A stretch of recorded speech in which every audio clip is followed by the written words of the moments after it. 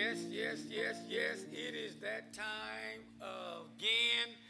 Thursday night Bible study. Thank you for joining us.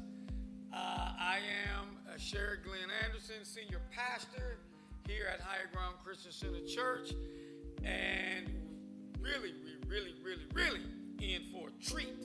On today, we are on part 3 of a Bible study series talking about Jesus and what really got him killed, and we're finding out the role that the priests played in the death of Jesus and how it all came about.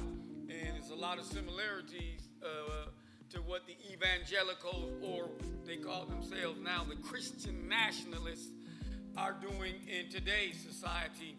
And so we left off and we were talking about how Jesus came, and our central verse comes from Mark 11 and 15.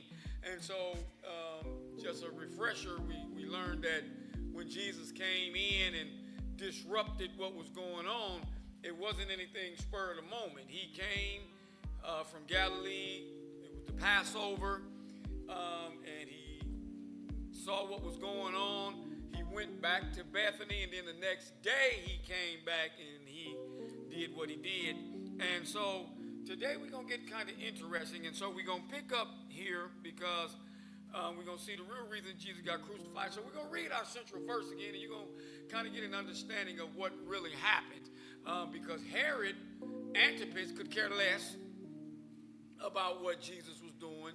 Pontius Pilate could care less about what Jesus was doing. As a matter of fact, when he talked to him, he was trying to figure out, why do y'all want this man dead so bad? Because my conversation with him, I don't see nothing wrong with him.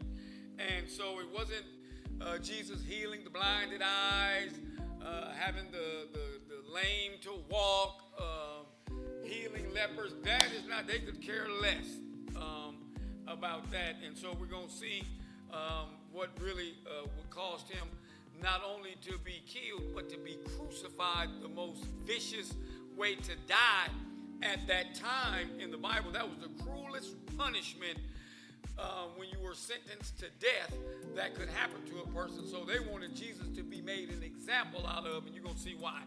So we're going to read Mark 11 and 15, and it says, so they came to Jerusalem. So this is Jesus and the big crowd that was with him, and it says, when they were coming from Bethany, the little town of Bethany, which was about, is estimated anywhere from 2 to 4 miles from Jerusalem. It says, so they came to Jerusalem. Then Jesus went into the temple and began to drive out those who bought and sold in the temple, and overturned the tables of the money changers and the seats of those who sold doves.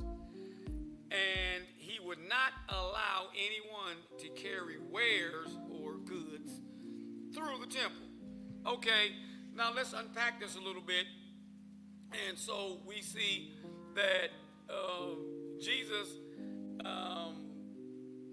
not only did he run the crooks out of the church, but what he did is he shut it down. He shut the whole temple down, is what he did.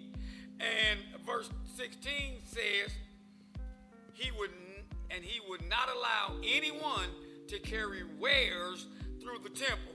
Now, you have to get an understanding of this to see the impact of why the priests got so upset with Jesus. The temple itself, the church building itself, was built on 33 acres of land. Yeah, 33 acres. Now, if you want to kind of know what that is, if for anybody who's ever been to Higher Ground Christian Center Church, who's watching this live, Higher Ground Christian Center Church sits on 4 acres of land. And a lot of people say, man, you all got a lot of, we sit on 4 acres. So can you imagine what 30, for those who have ever been to Higher Ground Christian Center, what 33 acres of land, massive, that's what this building sat on. The church sat on 33 acres of land. And Jesus has it on lock, which means that if the temple sits on 33 acres of land, that means that is a really big building. That is a lot of doors. That is a lot of windows. That is a lot of space to get access in and out of a building, which means that the people that were following Jesus was a whole lot of people, because this was a massive building. This was a huge, massive building. And Jesus had it on lock after he turned over the tables and ran all of the money changers and doves, people that were swindling. He had it on lock and said, ain't nobody coming in or going out exchanging nothing no more. For 8 hours, he had this massive building. Nothing was coming in and nothing was going out for 8 hours, which meant Jesus had a whole lot of people following him. See, the priests didn't care nothing about what he was doing when he was in Galilee, because Galilee was it varies, but people say about 80 to 90 miles from Jerusalem. Galilee was 80 to 90 miles from, so they didn't care nothing about him doing work there. They didn't even care nothing about the crowds he had when he was in Bethany, but it was when he came and shut down the whole temple and had a lot of people with him to help shut it down. You know, for a church to sit on 33 acres and for him to say, hey, ain't nothing finna go on for 8 hours because I don't like how you all are swindling these hardworking people. That meant he had a lot of people with him. That means a lot of people were following his teachings and following what he was doing. And so, which meant that he was teaching his people that were following him how to control stuff if you stick together. This is why the priests wanted to get rid of Jesus, because they saw that he had the ability to totally change the economy. They were doing this for thousands, hundreds and thousands of years before Jesus did this. They were making poor people poorer. The priests were. You have to look at the first two teachings of this, part 1 and part 2, and you see how they were swindling these people. So Jesus had it on lockdown for 8 hours, and he was showing everyday hard-working people that if you work together, you can control and stop all of the nonsense that's going on in the house of God. Because if something ain't right, he was showing them you can change it. And the priests didn't like that, because for hundreds of years, they were having their way getting rich off people, and nothing was said about it. Nothing was done about it. And so Jesus showed people that you can have collective economic power if you stick together. For 8 hours, the economy of Jerusalem was shut down. And so what Jesus did is he not only showed them that if you stick together, you can control what happens with your money, and you were getting, instead of paying 40% of your money to the church, you can only pay the 10% that God required and do some other stuff with your money. And so what Jesus not only did when he turned over the money changers and had the building on lock and stopped the economic boom, so to speak, for 8 hours, what he also did is he exposed all of the corruption that was going on through the church. Now, I'm not saying this nothing negative about the church as a pastor, because as a pastor, all churches are not like this, but this is why Jesus got upset, and this is what got him killed. And I'm going to show you something else that was deep, because what he was showing people is that you could do something about economic corruption, not only in the church, but in the city itself. See, you got to understand that the temple itself was both political and it was both economic. It was economic and it was political. Now, it was economic because all of the affairs of Jerusalem ran out of the temple. They were like Wall Street. They controlled all of the banking. They controlled all of the lending. They controlled anything that had to do with money, building, contracts. Any of that stuff ran through the temple. Somebody asked me why. Why? Glad y'all asked me. Because the priests controlled everything, but yet the Sanhedrin Council was headquartered in the temple. And the Sanhedrin Council acted as what today's modern day Supreme Court does. And so they made all of the laws in Jerusalem, in the land in Jerusalem and the surrounding areas. They made the law. That's what made it both economically, spiritually, and it made it political, because they made all the laws, which meant they gave approval for all of the corruption that the priests and men of God were doing, because they were getting kickback from it, a whole lot of kickback from it. And so what Jesus was showing is that if you want to affect policies, which is unjust laws that the Sanhedrin was doing, he was saying, all you got to do is start messing with wealthy people's money. When you start messing, see, Jesus, they didn't care nothing about Jesus was preaching this and healing. It was when he came to the temple, right in the centerpiece of economic power that had been going on for years, and shut it down. He, along with a massive crowd of people, they shut it down. That's what got the priests' attention. And the Sanhedrin was, that's how they got involved, because you start messing with wealthy people's money. Because now common everyday people can control the money. See, that is kind of what goes on if you want to affect policy. See, in today's society, it's the same way.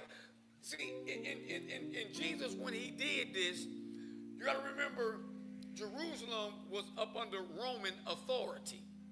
And so the only thing more powerful, or people more powerful than the priests, were the Roman soldiers. But the priests, because of the Sanhedrin, had access to the Roman soldiers. And so the soldiers would do what the priests wanted them to do, because they were making money and they were getting kickback. And so, other than the Roman soldiers, the priests had more power than anybody in Jerusalem. And so what Jesus was basically telling them is what people do today with that Target fast. And if anybody, I'm sure by now everybody knows the Target fast that was started by Jamal Bryant and a lot of other people. It was Voters Matter and a lot of other, a few other entities, but they boycotted Target, and they said, we're not going to shop and spend our money at Target, because Target rescinded on a lot of things that they said that they were going to do for the African American community. Yet at the same time, African Americans, black folks, were spending $12 million a day. Yeah, $12 million a day nationwide in the United States at Target stores, just to be treated that like you don't matter. And so what Jesus was doing is telling people, you can control your money. And see, in today's time, I look at it, the man of God helped spearhead something, Dr. Martin Luther King, the Montgomery, Alabama bus boycott. Because in those days, it was the political landscape was gerrymandered, which meant black people really couldn't vote. They were always under constant threat of having your life, taken from you. And so the candidate you wanted to vote for, you couldn't vote, so you were always getting the short end of the stick. But what he showed you was that if I can't use my vote to get what I want, I can use my money to get what I want. And we not riding buses. And at first they're like, oh yeah, they'll soon after they get done.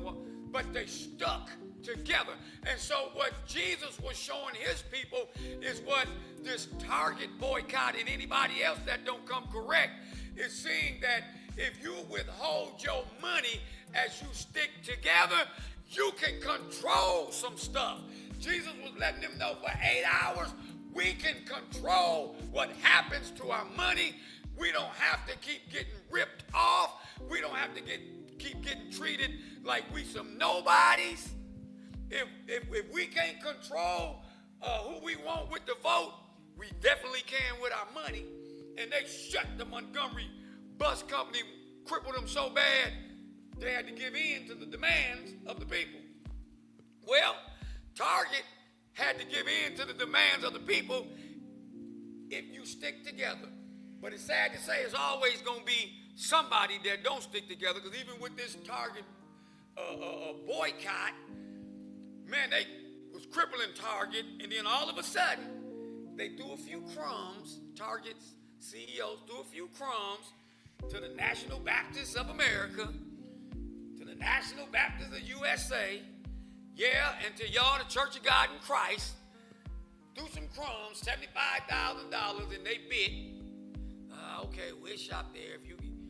There's always going to be somebody, but Jesus was saying, if you stick together, you can control some stuff. And I can remember the late Dr. Floyd Prue Jr.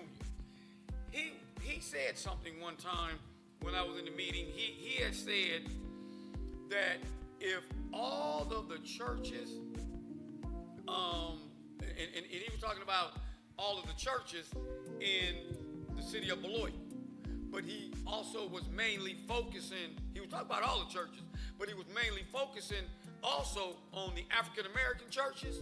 He said if all us pastors put our money in the same bank, he said we can effect change in the city of Beloit. He said we will not get discriminated on housing loans. We don't have to worry about red light, getting redlined, where they tell you we gonna only give you so much money so you can stay in a certain part of the city that's economically deprived.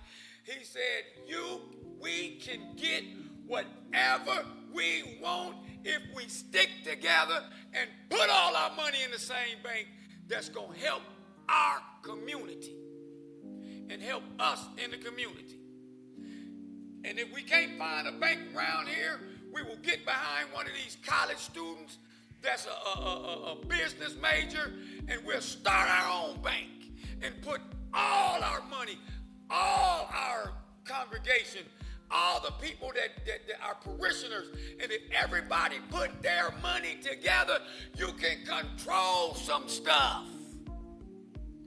That's exactly what Jesus was telling his people to do. And so that's why in verse 18, Mark 11 and 18, that is why it says, and the scribes and chief priests heard it and sought how they might destroy him, for they feared him, because all the people were astonished at his teaching. He was getting a crowd of people to say, hey, yeah, we can pool out, but we ain't got to take this.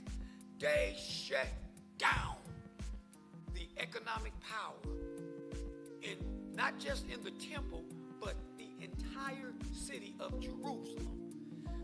And so that is what got him killed. And so I'm not sitting here telling you all men and women of God are bad, because they're not. It is far more people that's men and women of God, priests and pastors and bishops and everybody that's doing what God wants them to do than ones that are not. But I wanted you to know it is some that are not. Just like in Jesus' day, it is some now. And the evangelicals and the Christian nationalists, they see what's going on during the landscape, but they quiet. They ain't saying nothing. A minute ago, they was rebuking people and trying to rebuke the black church and all that, but now they quiet. They ain't saying nothing because the person that they got in office is going to allow them to have all kind of kickback. So they ain't going to say nothing. And the kickback is coming by making poor people poor, by taking all their money and all of their programs and all of their resources, the Medicaid, the SNAP, and all of that. But it's time to do what Jesus said do and stick together. There's always going to be one or two that, but hey, away with them. If the majority, if 90% of the people in a city, I don't care where you are across America, stick together with your dollars.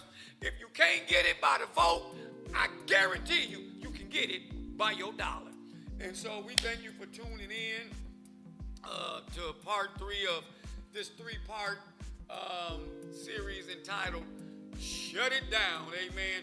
Jesus taught us, see, they saw a side of Jesus that they wasn't ready to see once he came and saw the corruption that was going on. And so we thank you for tuning in. And on behalf of the entire Higher Ground Christian Center Church and that beautiful, beautiful First Lady, man, it is a blessing. This city is blessed to have her in this city. And I definitely am blessed to be able to call her my wife. And I thank God every day that I wake up, that I can wake up and see the smile on her face that God gave me one more day to be with her. And so until we meet again, 3160 Park Avenue, service starts at 10 o'clock a.m. Come on in. Don't meet us here, beat us here, where the power of God is definitely moving forward. And for those who view us via live stream, and we thank you because God has blessed us with quite a following that definitely lifts us up and encourage us all across the United States. You definitely can tune in 10 o'clock a.m. And so until we meet again, know that I love you. And on behalf of the entire Higher Ground Christian Center Church, we love you.